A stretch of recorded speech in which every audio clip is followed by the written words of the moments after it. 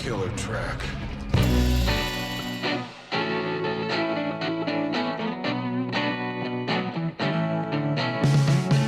Hey everybody, welcome back to the show. This is Real Ripe, Real Rotten. This is a podcast that takes a look at the highs and lows of your favorite Hollywood artists. Each month we're going to be using Rotten Tomatoes to determine the best and the worst film in one individual filmography. Listen along and try to figure out what went right and what went wrong. My name is Wes Teasdale. I'm joined as always by Clay McCormick. Clay, how are you? I'm good. I have to say, the graphics in these games are so good. I mean, I never thought a Grand Theft Auto game would look this realistic. But yeah, they're putting out new mods every day, right? There's those kids who redesign the graphics. This is the latest one. They called it the babydriver.exe mod, and this is what it is. I have to say, I'm a big fan of the John Hamm skin that you can put onto your character. Yes. They call it a sufficiently grizzled Don Draper, I think is the other name for it. But Don Draper has fallen on hard times. We're back. It's been a long time. We had a baby, maybe not me and you together, but one of us had a baby. We've been busy. Otherwise, we've been trying to catch up on the Star Trek podcast. And if I may speak frankly, Clay, I was a little hesitant that the upcoming movies that we have to watch, all three of them, really, I am not particularly crazy about. We're talking about Edgar Wright, and we're doing Baby Driver today. Looking at his filmography, not even the B-roll can really save me. There's no B-roll that I'm like, oh boy, it'll be exciting to do that one. Really, you don't like any of the Simon Pegg movies? They're okay. I think my criticism of Baby Driver is going to extend across all of them. So that's it. We're going to be talking about Edgar Wright. We're going to be talking about Baby Driver in this episode, the 2017 movie that is at 93% on the tomato meter. It's at 86% on the audience score. The critic consensus is stylish, exciting, and fueled by a killer soundtrack. Baby Driver hits the road and it's gone, proving fast-paced action movies can be smartly written without sacrificing thrills. So let's talk about Baby Driver, which is Edgar Wright's highest rated movie. Which I'm fairly surprised about, actually. I don't know. I'm a little bit. I'm surprised that this has a higher critic score than any of the Simon Pegg movies, because I personally don't think it's as good as those movies. Mm-hmm. And I think Simon Pegg is his secret weapon when it comes to writing, because I feel like this movie was lacking some of the narrative and dramatic not intelligence, but like wit that those movies have. Yeah, those movies are very over the top and silly, but underneath the silliness, they are very well written movies. And this one is fine, I guess. Yeah. To go into it, just to jump into it, I saw this in the theater and I didn't really like it that much. Watching it again, I liked it a little bit more, but I still kind of came away with the same feeling, which is like, if this movie was made in 1999, this probably would have been mine and many other college freshmen's favorite movies. Mm-hmm. And this would have been Snatch for the year that it came out. If it came out in like 1999, this would have been the movie that when you get to college, everybody's got this movie on DVD. Everybody's got this poster on their wall. Everybody's got the soundtrack. Everybody asks you if you've seen it or if you've heard the soundtrack, and if you haven't, they make you watch it. It would be one of those movies, and I say that because it feels like excuse me.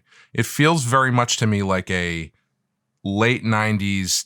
This is going to sound super douchey to say. It sounds like a late 90s post Tarantino indie movie, and it's not an indie movie because it's clearly a Hollywood produced, fairly large budget movie with stars in it, but it feels like all of those, mid to late 90s, everybody's seen Pulp Fiction or Reservoir Dogs, so they kind of feel like they can do it and put their own little spin on it.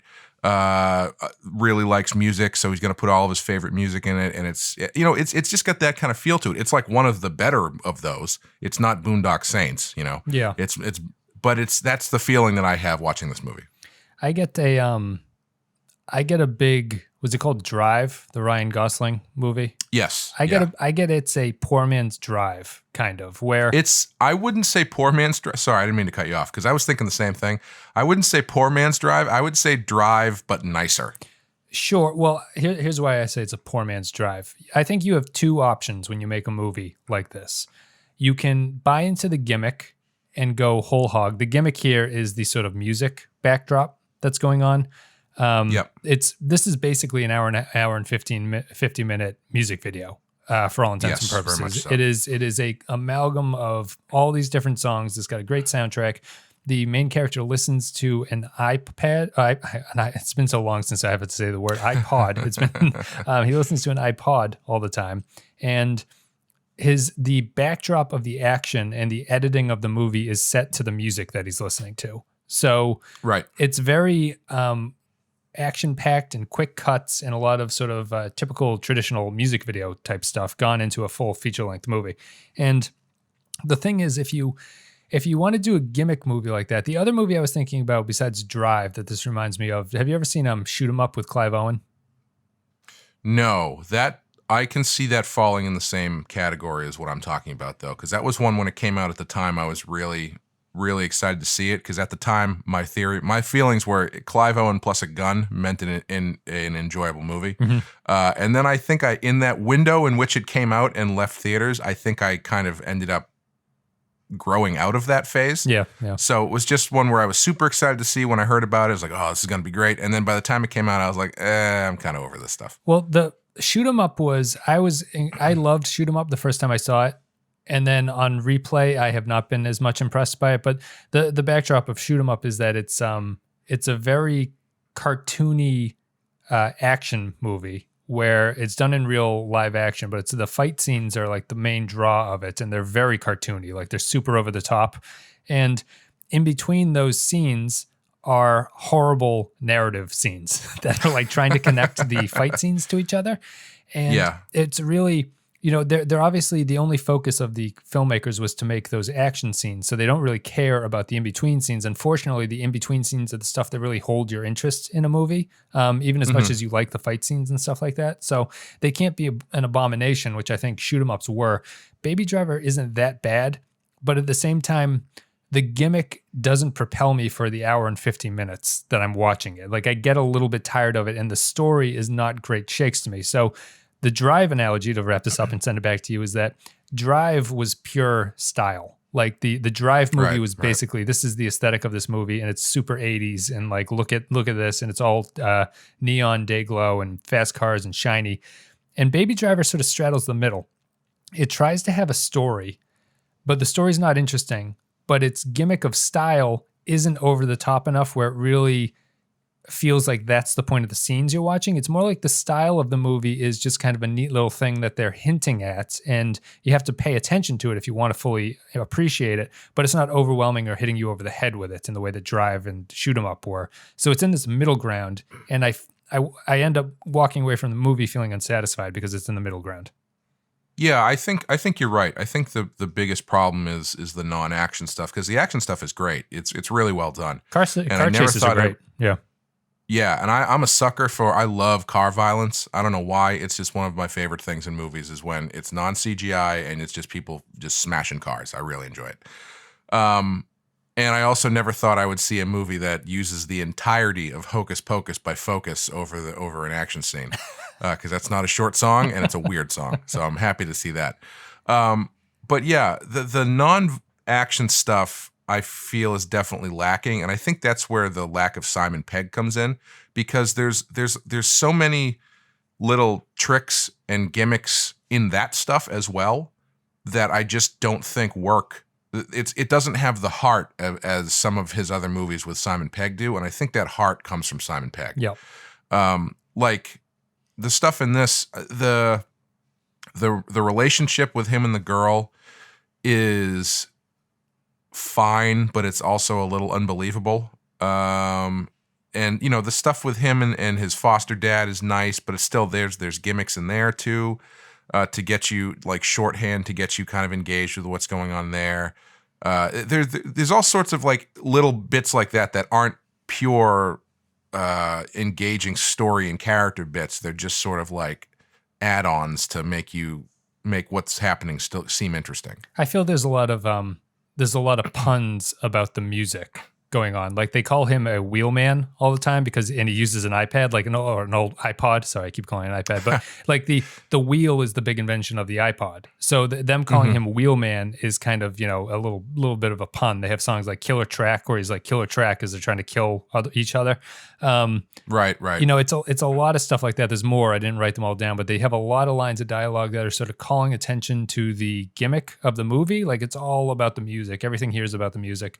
And well, I don't know if you noticed it, but in that opening, like one shot sequence when he's like dancing through the street, when he's going to get the coffee, lyrics from the song he's listening to are like written on the walls as he's like dancing by them. Oh, okay. I didn't notice that. So there's so there'll be moments where it says like, yeah, in the song, and he'll like dance by that. It's like been like spray painted on the side of a wall. Or like when it gets to the horn sequence, he stops in front of a music store that has a bunch of horns in the back. And all that stuff is fine. I mean, that stuff is great. But I mean, again, like I feel like that kind of thing feels like something that you would see in a TV commercial now. Right. It's not super, what's the word? It's not super groundbreaking. And I don't know if it's unfair to talk about it this way because, it's not claiming to be anything groundbreaking or whatever. But I think it's just, for me, Edgar Wright has been a fairly innovative movie maker up to this point. And I just kind of feel like this is more of the same thing he usually does, if not a little bit less interesting than what he usually does. It seems like the previous movies, he holds some of this stuff back, or some of like his just pure, gimmicky popness. He holds it back a little bit. In this one, he's free to do whatever he wants. So it is like, I just put this soundtrack together and I'm going to make a movie for this soundtrack so I can make you listen to the soundtrack, which it's not bad music. Like it's all great music, but it feels like that. It feels like someone who's just, it feels like the music is first and foremost. Yes. And I don't know if that's a good thing or a bad thing. Well, you got me wondering. The movie also kind of reminds me of something like prog rock, I guess, in a sense, where there's this artistic thing where if you are super technical and doing a lot of stuff, the general audience won't notice it, but like connoisseurs of it will notice it and they'll sort of appreciate it for how much work. Like this movie obviously took a tremendous amount of work to do all this stuff. Yeah. Like to do the edits, the edit must have been a hellscape of like horrible, like you have to punch out the BPM. They have to time the cuts to everything. They're like trying to follow the music. They've got so much going on that they have to cut between scenes and do. The direction couldn't have been easy. It's a lot of hard work that maybe the sort of general audience member, myself included, doesn't really appreciate it fully.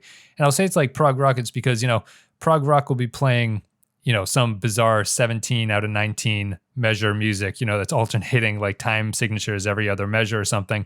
And the general audience member will just go like, I don't really like that song. You know what I mean? But the person who's into it be like, you have to understand how complicated this was, like the technical accomplishment of what they've done. And I think that's a little bit of Baby Driver's problem for me. I can appreciate what they've done, but the movie doesn't hit me because of it. It's not tied into like the narrative of the story in a way that I find this movie memorable or that I would want to go back and watch it again. Yeah, prog rock is actually a really good analogy. And to further that analogy, I would say this movie, Edgar Wright is kind of like Rush a little bit in that this movie feels like, the title track of 2112 or one of their more sprawling, like you're saying, overly epic prog rock masterpieces. But the ones that are generally more interesting are the ones that your Limelights or your Tom Sawyers where it's a great song and it's got just enough of that prog rock stuff in it to keep it interesting. So it's like a little bit different. It's working in the same kind of music that you like, but then it works. It's got a little bit of that extra stuff to keep it interesting. And I feel like this movie feels like a 90 or 2 hour Neil Peart drum solo. Right. Yeah. Whereas his other ones with Simon Pegg feel like more like, a composition. It's a composition that's got a great song. And then every now and then he throws in a little bit of that prog stuff just to keep it a little interesting. He uses it more sparingly, whereas this movie is just like all of it all the time. Yeah. I think I think I'd agree with that. So I think we're both kind of on the same page of like we like the movie as a technical accomplishment. It's kind of a neat idea. It feels to me, you were saying it feels like a commercial. To me, that's maybe the problem with the gimmick is that it just reminds me of a music video. And I've seen music videos done before. So there's nothing besides the incredible amount of work that it took to go into this and the fact that, you know, they're doing all these edits and the idea was spawned basically just the idea was spawned like 2 decades ago from Edgar Wright saying, I want to make a music video. And they carried it on 20 years later and did this. But is that true? The opening scene where it's a bank robbery over Easy, I think. The thing I was reading that was that he had a sort of an idea of he wanted to do a scene of a bank robbery over the Commodore's Easy song. And, I see. And that's what this sort of the opening of this movie is at that point. And then he had to flesh it out into a whole movie. But his original idea is basically, I want to do a music video. You know, there's nothing crazy with that sort of original concept. I'll go into now what I think the biggest problem with this movie is that I will objectively say is not good is Ansel Elgort, the main actor who plays Baby.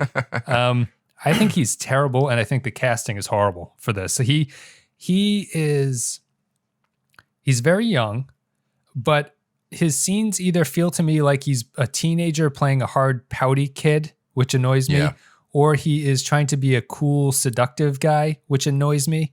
And nothing he ever does in this movie doesn't annoy me on some level. Like, it's not even like he's a bad actor. I feel some sort of visceral dislike towards him, and I don't know what that is. And I was trying to think of a replacement actor I'd want, and I can't really think of anyone who's his age and appropriate. But I was thinking you need kind of someone more like a peak.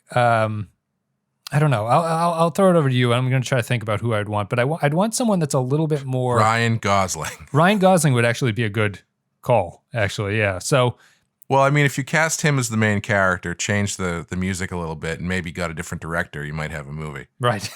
Oh wait, that's called Drive. Never mind. And someone gets shot in an elevator, yeah, and then you got a movie. Yeah. No, I agree. It's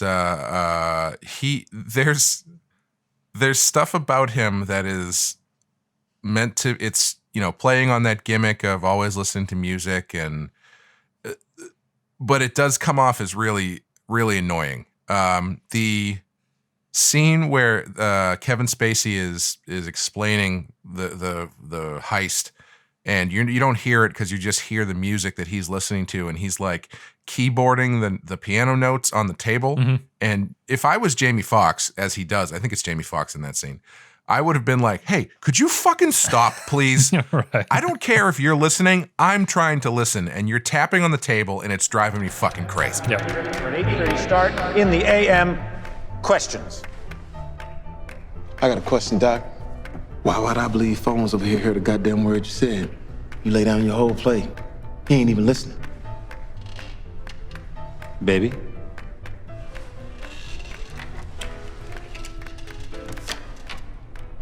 The target is an armored truck at Perimeter Trust in Dunwoody, 10 a.m. sharp. We have the details of the route because someone at the depot has a nasal problem. The bank itself is right near the Buford Highway, so we should be able to hit the ramp within 60 seconds of getting out. We also have a diversion crew. They're gonna blow up a bread truck a ways away, keep the fuzz busy. The dress code is the Michael Myers Halloween mask, but don't all buy your mask at the same time. It looks suspicious. The switch car is ready, but you want me to hit the long stay parking structure at Hartsfield Jackson to get a heist vehicle that stays colder longer? Boost a commuter car, a family car, something that blends in well with morning traffic. Something on the heavy side, in case we need to ram the cops off the road. A Escalade, Yukon, Avalanche, whatever. It needs to be ready for an 8:30 start in the AM. Questions? Well, ain't y'all cute? That's my baby. Fuck your baby. Like, I kind of understand. He's obviously a bad guy, but I kind of understand the animosity he has towards him a little bit. Yeah. It's a life or death situation of going to jail for a very long time. And this kid he's obviously knows what he's doing, but there's no indication that he is either listening or has any sort of regard for what's actually happening in their plotting of these heists. And I think that kind of plays into, I'm not totally sure why he's so good at retaining knowledge like that. Like there's little tags I think that they throw onto him, which I think is kind of sort of what I'm talking about. An example of what I'm talking about when it feels like they're just giving little character quirks in replace of actual character. But like on top of the eardrum thing and the music thing, he's also really good at knowledge retention to the point where he doesn't have to listen to anything. He can, just spout it back. He also is like kind of on the spectrum, I guess, because a lot of the dialogue that he says he got from stuff he saw on TV. Yeah. Which I'm not sure what that is supposed to add to it. But it's like stuff like that where it seems like keeps adding these quirks to him that doesn't really make a character so much. Yeah. As just, it seems like placeholders for that. Yeah. He is, he seems like he's just supposed to be like the sort of cool guy, detached, mysterious. No one really knows what he's all about, but he's also got a good heart thing. It's a very cliche setup. And I just... and sorry, but another example of how they're just like tacking things on. It's like all of these things with his foster father are kind of interesting, and like the stuff with, what is it? He records the stuff and makes those like remixes and stuff. Yeah, his mixtape collection. Yeah, all of that stuff is kind of like novel and quirky, but underneath that is literally a scene where he says one more job and I'm out, which is the most cliche thing you could possibly do in one of these movies. Yes. Yep. Yeah, he's he is just quirky for sort of quirky's sake, and I find the performance just to be just a little bit. I find myself feeling that it's not all a performance, and I find myself not liking the actor all that much. Like he has a sort of douchiness around him that I feel is not really an act that's going on. I feel like it's part of that actor's sort of personality, and it's most highlighted in the scenes with his girlfriend. Is her name? It's not Rebecca. What's her name? Deborah. The scenes with Deborah are not very good, and I don't think they have to be to get the point across, because I don't really care about their relationship, because I don't really care about anything that goes on in the narrative outside of the fact that it's all kind of happening. I like John Hamm. That's about it. I like Jamie Foxx too, but the rest of it doesn't really do anything for me. It's just kind of on its way to this, on its way to that, and then at the very end they're going to be together happily ever after and stuff like that. Yeah, I think she's really good. I think she puts in a pretty good performance given the minimal amount of stuff that she has to do. But even there too, it's like, I don't know, is he supposed to be sort of like on the spectrum and antisocial? But then when he meets her, he's like a total slick dude. Yeah. And he has no problem, maybe he has a little bit of a problem talking to her in the first scene, but like, he takes her to a really nice, expensive restaurant with no incident on his end, other than the fact that Kevin Spacey shows up and ruins it, sort of. Like there's no like tension to their relationship, and maybe I don't know, maybe you need something like that to alleviate the tension that's going on with the rest of his life. But there's no even. Let's put it this way: the scenes with them in it, generally they're not even talking to each other that much. Mm-hmm. It's just sort of like they are there and shot as though they are this like star-crossed lovers or whatever, but you're not even really seeing their relationship develop or anything. Yeah. It just sort of goes from 0 to 60. It comes across to me as I know it has to happen, but it doesn't feel earned to me that she would run off with him by the end of it. They don't really have enough scenes like that where you sense some kind of connection, and it's not really the point of the movie to do that, but at the same time it feels just artificial, or sort of like you have to have these scenes where he needs a sort of motivation to leave, and he needs to have this other character who's going to drive him to leave this driving game and all that stuff. This is unfair for the movie because this is like the whole concept of the movie, but I really hate scenes where characters like their whole connection is they bond over music. Yeah. I hate that stuff because it feels like the director or whoever's making the movie specifically trying to tell you about a band they like, which is really fucking annoying to me. Kind of the whole point of this movie. Yeah. As you said. I know, yeah. which is, I think, part of what rubs me the wrong way about it is like, that's how the whole thing feels. And like, I feel like if you look at other movies that do this kind of stuff, I don't feel that way about Martin Scorsese movies. I didn't feel that way about Drive. You know, I think there are ways to do it that feel more natural and not just like, here's 12 songs I really like and I think other people should listen to. And I mean, if have you ever seen the web series Yacht Rock? No, I don't think so. Oh man, it's a fictionalized history of smooth music from the 1970s in California. Yeah. And it features the main characters are like Steely Dan and Kenny Loggins and Michael McDonald and all this kind of stuff. And the guys who created it are unabashed in saying, like, the reason that we created this is because we wanted to bring this music back to the forefront. We wanted to bring attention to it because it's really great. And it's music that people shit on. But the way they present it is such a like innovative and kind of loving presentation of it that you don't feel like it's people just shoving music down your throat. Mm-hmm. Whereas this one just feels like he had like a playlist that he wanted to, you know, make a movie to. I on one hand agree. I think that the construct of the film is clever enough where I'm a little bit more forgiving. Like, I really do like the fact that the music he's listening to through his iPod is tying into the scenes, and the way that the audio editing is done is like phasing you in and out of what he's listening to. Yes. Like and I like little beats, like with one of my favorite songs that they have in it is the Neat Neat Neat by the Damned, which they play during their sort of Michael Myers mask armed robbery. I like the fact that which is a great joke. I like the fact that he restarts the song as things are going. Yes. Like I like stuff like that, and I like the way that the music is tied into it. So it doesn't feel to me like it's a bad version of a Scorsese movie, which is we have a unrelated drama going on, and I'm going to put my favorite music on top of it. It's more constructed into the narrative, and like the whole thing is sewn into it in a way, but still it does feel to me almost, and I have a hard time saying this is a criticism because it feels like someone shuffling an iPod, but it feels like the music changes so quickly that you can never really get into a song. You know, like he's blasting through all these songs, which mimics the iPod, but at the same time, I find it unsatisfying to watch as a film.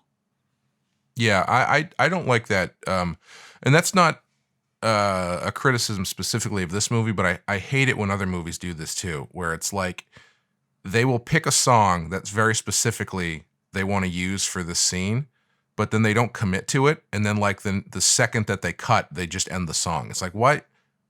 You gave us like 15 seconds of sympathy for the devil. Were you just using that to be clever there? Like, what? You're not committing to this song choice at all? After paying all that money for that song too, it's a lot of money. I know, yeah, but you're not specifically that song, but you know what I mean. That just you're picking this song that clearly you really like that you want to use in the scene, and then you just cut it super fast. And I don't understand why people do that. Like, if you're going to use it, commit to it. Anyway, and I think the stuff that they do, I think the gimmick is actually really interesting. I think it's a lot of fun.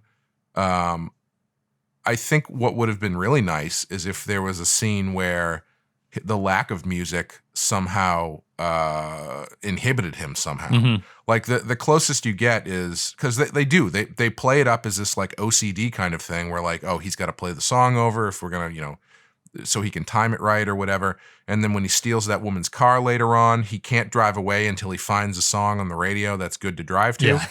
Which also very accurately points out if you search the dial long enough, you will find Radar Love by Golden Earring because it's always on the radio. The searching the dial felt the closest to me to shoot 'em up. That felt like a very shoot 'em up-y thing where you can't the hero can't accomplish something until his sort of vice is in place and he is a whole at that point. Yeah, and so they put that much emphasis on it, which obviously is the main gimmick of the movie. I'm surprised that there's no scene in which he can't actively do that, and it somehow inhibits him in what he has to do. They have the gunshots from John Hamm. That's the only. That doesn't count. Yeah, I know that's going to hurt anybody. I know. Obviously, I understand that it's extra with him because his ears are already fucked up and he loves music, et cetera, et cetera.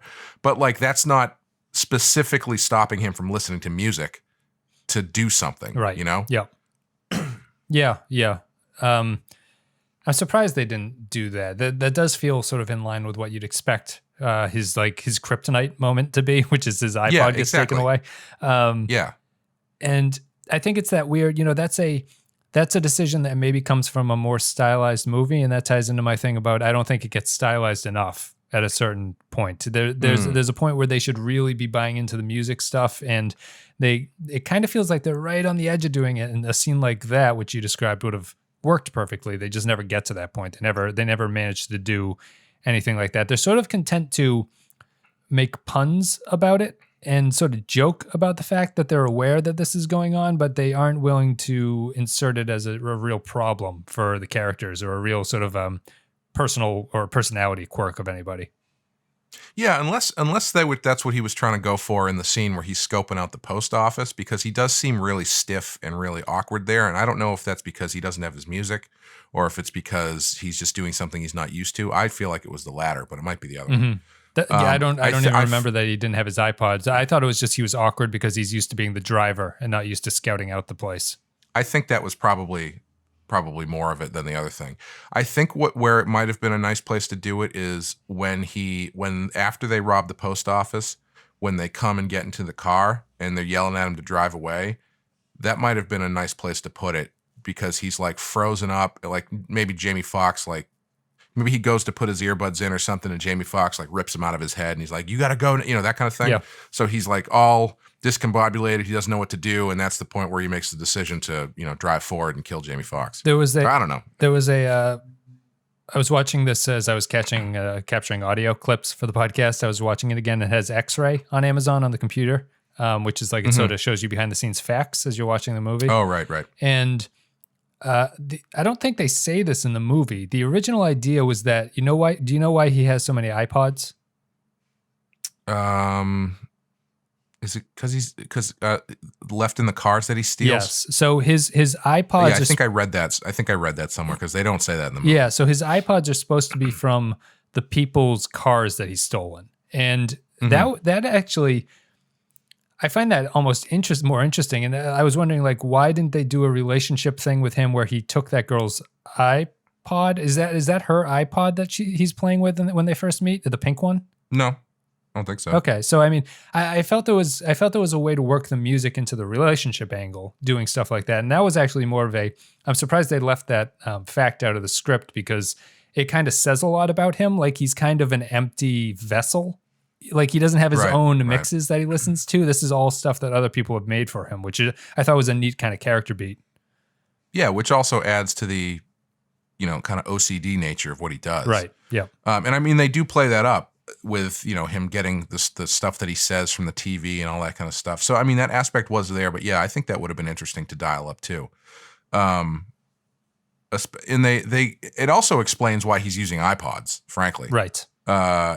Because Kevin Spacey mentions that he found him when he was trying to boost his car, I think, right? Yep, that's why he owes a debt to Kevin Spacey, because he was trying to steal Spacey's car. Yeah, and he's been stealing cars since he was really young, which would, timeline-wise, put him right in the sweet spot of the iPod. Yep. So yeah, I think that would have been a really interesting. And if you look at all the stuff he has at his house, all of his technology is really old. He's got. He records things on a cassette mixer. Yeah, and then runs them through. I think the TV. Yeah, he's got these old, weird, first generation digital music machines, for lack of a better term. Yeah. He's got his TV is really fat and old. Like, it's all the stuff in his house is fairly throwback. So it makes sense that he would just be listening to the music on these iPods, which is, it's funny because I have an iPod Mini that someone found on the ground and tried to get in touch with the person whose it was, and they never responded. So they just gave it. I said, I'll take it, and they just gave it to me. And so I was going through it, and I was listening. I went through it, and it was mostly shit that I didn't like, but there were a few things that I did like that I kept on there, and it was one of those things where it's like, yeah, it's kind of interesting getting an insight into someone else's tastes and actually finding stuff that you do enjoy. Mm-hmm. Common ground. Yeah. So I could see him definitely just boosting these iPods and just listening to whatever's on them. Yeah, or I don't even know if they do it enough, or make everyone in the movie into having iPods, so that every character is kind of bound by music in some way. They don't really do that. The other characters just kind of listen to the music that he's listening to. And you tell a lot from their character by the stuff that they like. John Hamm has a conversation with him about, he went to go see The Dead or something, I want to say, or there was some band he had seen that he was sharing with Baby a moment. Well, he talks about they talk about Queen, about how much he loved Queen. That's a Queen, yeah. His brother used to play it all the time. Yeah. Yeah, and that's a scene I don't like scenes like that where two people talk about a band and then they share headphones and then they just kind of like bob their heads along to sheer heart attack or whatever. I don't know why I hate that stuff. It just feels really cheap. I don't know, but it makes sense in a movie like this because the music is such. And I mean, they do it multiple times. He does it with the girl. Also, I feel like they just skirted the line in terms of using songs with the word baby in them, because I was really expecting them to go over the top, and they do get very close. Like one of my least favorite things about American Werewolf in I almost said Paris, American Werewolf in London, is that the movie itself is fairly serious to a point, but there is a definite dark comedy aspect. But they really undercut every single thing they do in that movie by playing every possible version of Blue Moon at every possible chance they can get. And it's just like, I get it. It's a werewolf movie. It's a song about the moon. I understand. Please let me enjoy this movie about werewolves without sticking your tongue into my cheek. Yep. And I feel like this one was very close to that. It's a little bit, it's always sort of seen as a bad idea when you put a song that is too closely related to what's going on the screen. And this movie's kind of the exception. The construct allows them to avoid that. And like, I actually found it kind of novel when the music matched up with what he was doing. But they found the one exception to how you get around that is to intentionally do it so that the music works out like that. And I can't remember any of the examples because there's like a million different songs on the soundtrack, but there are a few where it's just the lyrics are literally describing what he is up to at that point, be it escaping in the car or going fast or doing something like that. The lyrics just line up perfectly. And I didn't mind it. It's just something. Then he saves the biggest one for the end over the credits, where they literally play a song called Baby Driver. Yep. Which is about someone who grew up as an outlaw or something. Yeah. And it's like, all right, so clearly this is where the entire origin of the movie came from. So on an acting level, anyone stick out for you? Anyone sort of unimpressive? Ansel Elgort is my sort of unimpressive one, but is there anyone who stuck out for you as a high reward casting here? Flea? No. Yeah, the main guy's kind of a wet blanket. Who's the main? You talk about Baby? Yeah, okay, Baby. Yeah. I think everybody else does a pretty good job. I think it's well cast in that they got people to do the thing that they do, and they do it really well. I mean, John Hamm does his John Hamm thing, but he just he wears the downloadable player costume of grizzled old man. Yeah, it doesn't shave for a couple days. Yeah. Yep. Jamie Foxx is doing his angry Jamie Foxx thing, which is really good. I call it Denzel in Training Days, which is what Jamie Foxx is doing. Yeah, it's Tubbs from Miami Vice. If Tubbs was a bad guy, Jamie Foxx was my standout. I thought Jamie Foxx was the best actor out of. Oh, he was great. Yeah. Kevin Spacey's basically doing his character from Glengarry Glen Ross, except but also an evil version of that. Yeah. I think the girl was good. I think John Hamm's wife was pretty good. I think it's well cast all around, except for the main guy, because for a character who is, I guess by design, supposed to be like a hollow, whatever. I don't think he rises above that at all. Yeah, a cipher, is that the word for that? I think he's supposed to be something of a cipher, although he's not really a cipher because the music is. If you could insert your own soundtrack into this movie, that would be a pretty cool idea. You could become Ansel Elgort.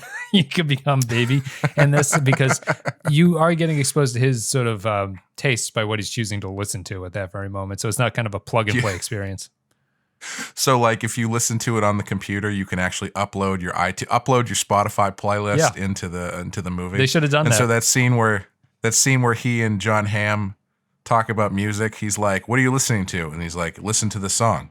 I really like this song. I used to listen to this song all the time when I was younger, or possibly not, depending on when the song came out. John Hamm is also like, I love anal cunt. Yeah. Yep, that's what I want from this movie, I think.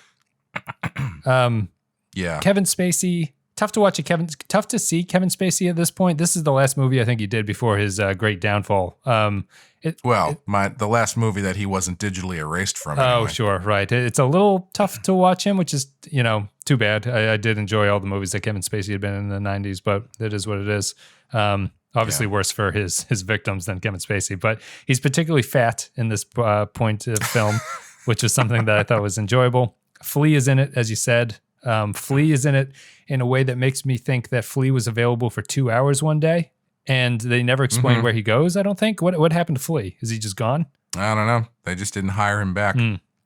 And John Bernthal. John Bernthal's there doing the thing that he does and everything, and he's good at that. Yep. So he was pretty good. Yeah. And his Punisher, halfway between Punisher and The Walking Dead. and then there's the foster father who is played as Joseph. He's played by C.J. Jones. Yeah, he was good too. Surprisingly, didn't really, they had a great connection for the fact that he is deaf. And, Baby's character is all about music. I felt that I kept expecting some sort of bigger schism to come about because of that, but there wasn't really. And I was a little surprised it didn't tie it into the theme of the movie. Yeah, I mean, again, that's another thing where I feel like it was just purely trappings in place of character. Because if you take him out of the movie, nothing really changes. No. I mean, they have a couple nice scenes together, but he's the person who has to tell him to leave that kind of lifestyle. That's his whole role. Yeah. The movie's not about their relationship. Like, the one nice inversion is that you find out the money that he's saving is specific. I mean, I assume it was specifically so he could put him in a home or something, but maybe that's just a last minute decision. I don't know. Like, the stuff they do with him is nice, but I don't think he's integral to the story or the plot at all. So I think we'd kind of wrap this up with the action sequences. Very Scott Pilgrim-y action sequences in my mind. Like, they're very reminiscent. They're slightly not quite that over the top. Not that over the top, but they're cartoony. It's Baby jumping over cars and Kevin Spacey getting hit by a shotgun blast in the back and turning around and shooting the guy who shot him. Right. And Kevin Spacey getting hit by the car, and it's a little bit. I guess Edgar Wright just really likes that kind of action, I think, is my main takeaway from it. It felt of the universe just because of how sort of detached from reality it is. But it is just kind of, there's nothing really else for me to say besides it seems to be an Edgar Wright preference to have that kind of action in his movies. Yeah, I think so. It reminded me of, it felt like Hot Fuzz, but oddly enough, it's less violent than Hot Fuzz. Like, Hot Fuzz, that movie always caught me off guard at how goofy it is, but also how gorishly violent that movie is. So the violence is dialed down a little bit, even though you still get bits of it, like, Kevin Spacey getting run over by the car and all that kind of stuff. But can't forget Paul Williams. Paul Williams as the butcher guy. That I actually really liked that scene. I really liked the idea of that guy talking about the guns as like cuts of pork and stuff. Yes. I thought that was pretty good. Yeah. Even though it was all just a setup for that one line of him being like, "I'm going to take the shoulder because I love smoking pigs." But I did like that scene. That scene was pretty good. I would have written I forget Edgar Wright's thing of I want to make a music video. I would have written a movie just about that line, I think, and been like, I have to put this line into something. It's too good. Well, I mean, I feel like that's kind of how that scene worked. I feel like I could see the construction of that, where it's like, okay, this scene, they're going to pick up these guns and Jamie Foxx is going to figure out that they're cops, and so he's going to shoot them. And like, he worked backwards from there, and he's like, well, cops, pigs, and I'm like, smoking pigs. Well, what if the guy is like, he's talking about like he's a butcher and all the guns are like, so then the joke works, Yeah. I can see, and there's nothing wrong with that. I think it's just interesting to be able to see it that clearly. I think there are instances of that in the movie, in other instances in the movie that are more subtle than that. But that one is fun. Yeah. What were we talking about before that? The action of the action. Yeah, the action sequences. Yeah, I thought the action was really good. Like, the car stuff was great. Car scenes are great. I love the car chases. Yeah. Yeah, they're all really great. The ending is pretty good with John Hamm and him fighting in the parking garage. That stuff is good. I like that the girl is not just along for the ride. She actually is, has a little bit of agency in what's going on. And at no point does she turn into like, John Hamm with his arm around her throat and a gun to her head kind of thing. Mm-hmm.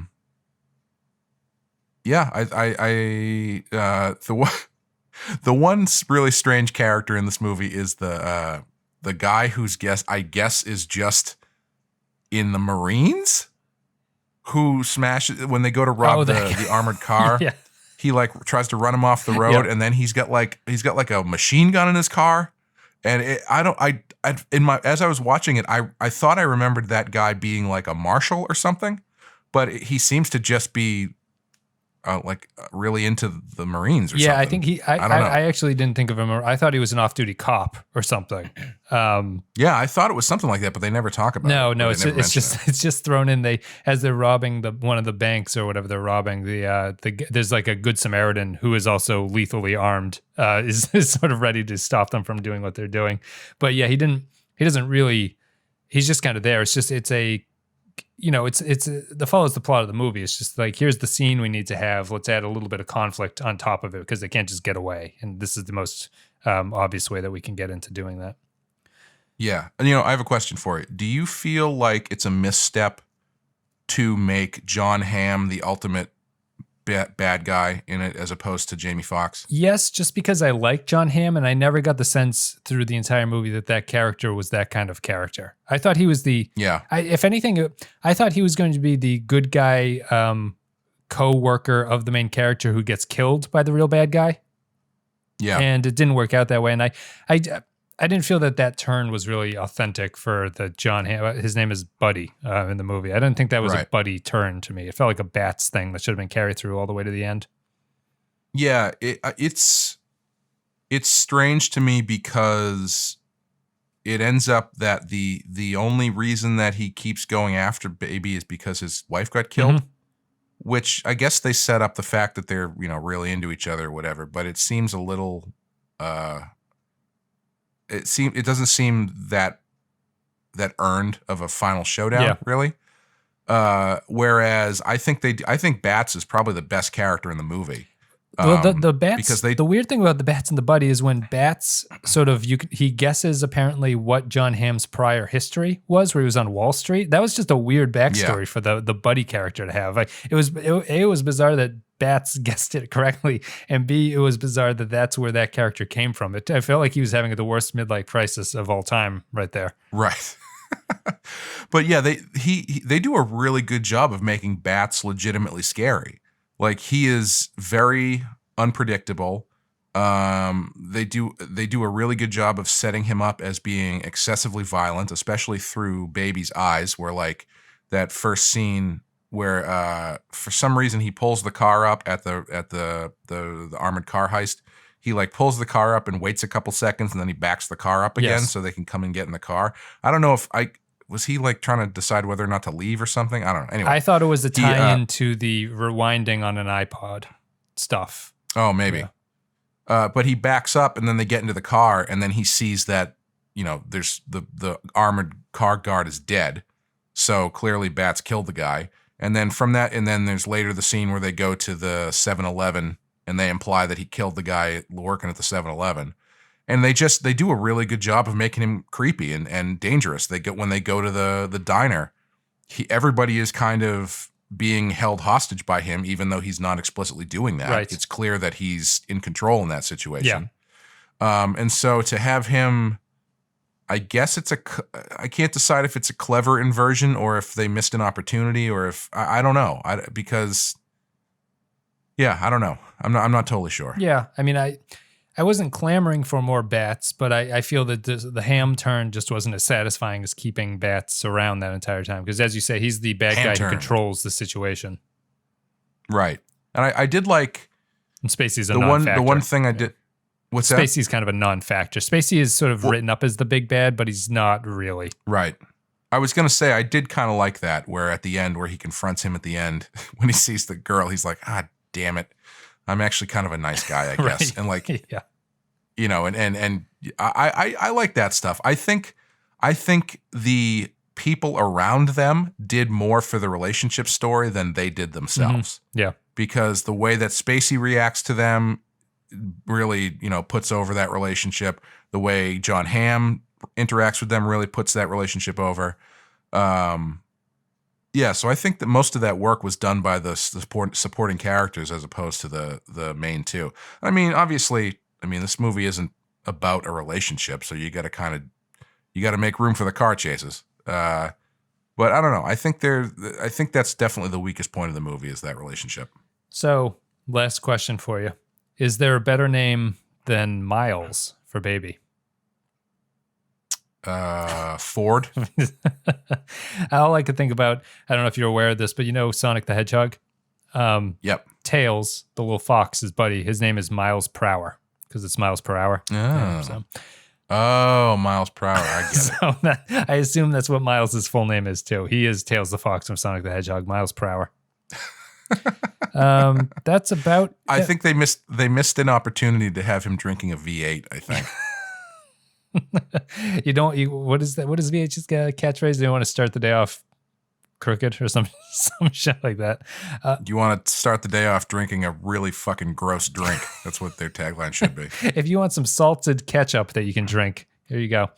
That's the one like adult beverage that I have not crossed the line into. Like when I was younger, my dad used to drink V8 all the time, and every time I tried it, it was the most disgusting thing ever. And you feel that way about beer, you feel that way about coffee. Eventually, you end up liking coffee, and you end up liking beer. V8 still will not touch V8. It's disgusting. It's one of the V8 is kind of like V8's a little bit like Sunny D to me in that it's not really orange juice. Sunny D, it's more like a soft drink than anything. And V8 is so salted that I think it's actually bad for you as opposed to being a good, healthy breakfast drink that you should have. Yeah, I think so too. I think it's one of those things where they talk about all of the great things in it, but they've just doused it in so much bad stuff that it's not worth spending your time right on. A heavily salted apple or something like that. Anyway, Ugh. Do we have anything else that we want to talk about? I think we did a pretty good job on this one, and I'm not super negative about the movie. I think it's fine. Oh, I did want to mention one thing that I really did like. After the fucked up post office robbery, I thought the cop presence was awesome. I really liked that they did a really good job of making it feel like there were cops literally everywhere and that they were not going to stop coming after them. Yeah, very GTA. Yeah, no, the whole movie feels, that's why I said at the beginning, the whole movie just feels like Grand Theft Auto. From the, excuse me. I mean, the characters, the storyline, the music, the car stealing, the cops showing up at the end. I thought it... Yeah, I think, not to go on a total different tangent, but I think one of the reasons that video game movies never work is because they're never presenting you with what you know in a new style. It's always just, we're going to try and make the video game, the movie, into a movie as faithfully as possible, and I don't think that's necessarily the way to go. Yep. Although you could look to the Super Mario Brothers movie and prove me wrong there, but like I think you need to take the source material and present it in a way that is not something that you can get from the video game. Right. And I think this, if gone to Edgar Wright and said, "We'll give you $15 million if you just call this movie Grand Theft Auto," and he did it, I think it would have been amazing. And again, not to go on too much of a rant about that, but I can't for the life of me figure out why they have not made a Legend of Zelda movie yet. That seems to be the one property that Nintendo has where I feel like it's a slam dunk. I think it's coming to Netflix. The guy who did Castlevania, I think, has been hired to do a Netflix series for Zelda. Is it going to be a cartoon? I don't know. I would assume so. I don't know, though. I don't care. I don't care about a cartoon. I'm talking like a live action The movie. Castlevania one was a cartoon, so I would assume this one would be similar. Yes, yeah. Castlevania too. I don't know why they've never made a movie out of that. It seems like it's easy to I feel like the imagery is all there, and I don't know. Like if you made a Legend of Zelda movie that was done by like Weta or something, like they really just built that world and told a really good simple story, I think that would be great. Yeah. I would agree with you. I mean, the setup is all there. You'd have to you have to fill in the spaces where you're actually playing the game with something else. And suppose that's the hard parts of doing it. But it is kind of a not generic, but it is just sort of built into that broad fantasy world where you can stretch it out into anything. I also think the other problem with video games is that the main draw of a video game is that you yourself are doing the action. Yeah. And so if you're going to see a movie about a video game, it's like a big budget version of just watching somebody else play a video game. Yeah. Which is, I mean, apparently is very popular now with kids. I don't know why. But it's like the point of video games is that you are inserting yourself into that event, in that action, whereas a movie, you are very much an observer of that action. So I think that's where the biggest disconnect comes for those things. And they're also sort of good at different things. Like the main problem, I think, in stories for video games is the pacing control. Because the player controls the pacing of a game, it causes narrative dysfunction to happen. Like, and GTA is always a good example. It's like there's always a final mission where your hero is like, all right, I've tracked down this last guy. Once I kill this last guy, everything's going to be fixed and I'm going to be on my way to redemption. But first, I'm going to jump this bike off of the Mount Chiliad or whatever. You know, it's like there's always this weird thing that you can sort of interrupt the plot and do whatever you want to do. And that really causes the pacing of the story to suffer. Yeah, I'm almost done with this game. Let me spend 3 days taking girls out to dinner. Right, exactly. Yeah, I've almost hit my peak of redemption, but let me just do something else in the meantime. Anyway, we've been talking for an hour. So, final thoughts, Clay, about this one? I think it's a fine movie. There's nothing really wrong with it. I can understand it being well received by critics. I also understand its audience score being a little bit lower than the critic score on Rotten Tomato. There's nothing really wrong with it. I like the concept. I just don't know. You know, I wonder how, even if you made this an hour and 20, hour and 30, if I'd have liked it even more than it was. It's not even that it felt long, but it was an hour and 50 minutes. And I know all movies are kind of trending in that way, but like maybe a little bit more punch to this one would have done something for me. Like focus on the gimmick, focus on that music video aspect of it, and maybe it would have been a little bit stronger. Yeah. You know, I like it more than I did the first time, but you know, as I'm thinking about it now, if I were to go back to it again, it would probably be something where, like, any scene with Baby, I would probably go do something else. Mm-hmm. Like, I think that's the biggest takeaway for me as I'm reflecting on it right now is, like, I would watch the scenes with everybody else in this movie again, and I would watch the action scenes again. But yeah, that main character is just a vacuum. Yeah. So yeah, I mean, I think I'm surprised it's his highest rated movie. Yeah, I don't know if that's because it's not explicitly a comedy, so it's well received. Yeah, because the Simon Pegg movies are pretty niche when you really think about what they are. And this one is much more of a mainstream movie. And I mean, Scott Pilgrim is about as niche as you're gonna get. Yeah. So as his first really mainstream movie, yeah, I think it's fine. I think he does some really cool stuff. And again, I think if this movie came out 20 years ago, it would be like revelatory. Yeah. But right now, it just feels like someone having fun, and there's nothing wrong with that. But it's just not doesn't blow me away. That's about it.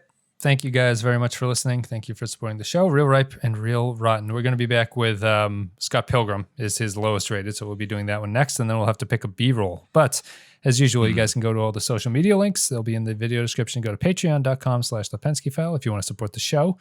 And otherwise, Clay, we're going to be back with Scott Pilgrim, which I think I'm looking forward to less than Baby Driver because I had never seen Baby Driver, but I know that I've seen Scott Pilgrim. So that's the emotional mood that we're going into as we watch this. Yeah, I also did not like Scott Pilgrim at all when I saw it, so this will be an interesting conversation. This is a big disconnect between us and the listenership because I would never have voted for Edgar Wright, I guess. Right. It's just it's interesting that he sort of blew away the competition too. So I don't know what that is, but you guys let us know why you voted for Edgar Wright if you did on patreon.com/the Pensky File. Otherwise, we'll be back in a couple weeks with Scott Pilgrim versus the World. Clay, thanks for joining me to discuss this one. Yeah, thanks for having me. For the B-roll, maybe we should just do like the first season of Spaced. Yes, that's.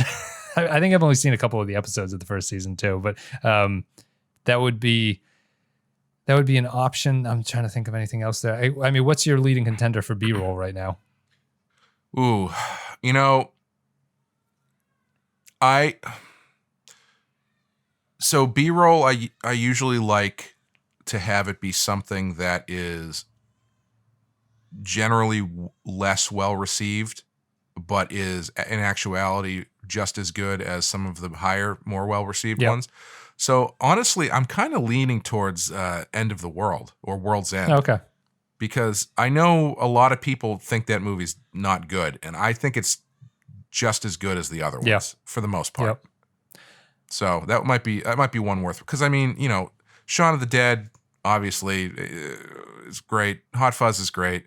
I think I might be more interested in talking about World's End just because it seems like there's more of a conversation there, given that it's a little bit less well received. Yeah. I'll have to check out the list. I was really, I had no sort of choice in the decision there. I was looking at the list. I was like, I don't really know about it. I don't really, none of these are really tickling my fancy. They all feel very similar to me.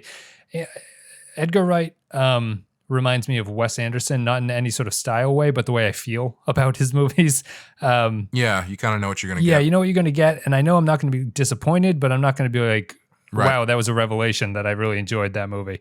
That's about it. Anyway, guys, we've talked for an hour. Wes Anderson for me is like, he's one of those filmmakers where I kind of dread going to see them, because it's like, I know what this is going to be. And then I go to see it, and then I go, that was actually really good. Like he's better in real life than he is in my head for some reason, and I know he's that good.